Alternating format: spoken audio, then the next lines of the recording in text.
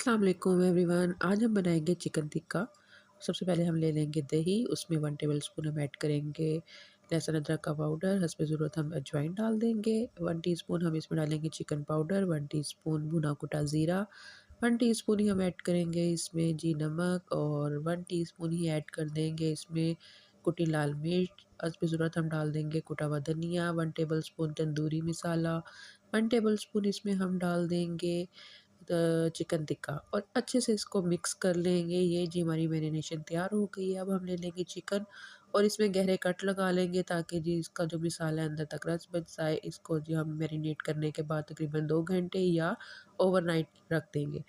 अच्छा जी, मैंने 2 घंटों के बाद इसमें ऑयल में ज़रदा रंग डाल के उसकी इसके ऊपर कोटिंग कर दी थी और अच्छे से, ताकि जी ये बेक होने के बाद इसके ऊपर कलर अच्छा आए। और ओवन को मैंने प्री हीट कर लिया था 180 डिग्री पर 5 मिनट। अब हम इसमें रख देंगे चिकन टिक्का और जी उसको बेक होने देंगे 30 मिनट, दोनों ग्रिल ऑन करने के बाद। 15 मिनट बाद मैंने इसकी साइड भी चेंज कर ली थी और जी ये देखें बेहतरीन 30 मिनट बाद आपका जो चिकन टिक्का है बन के तैयार है।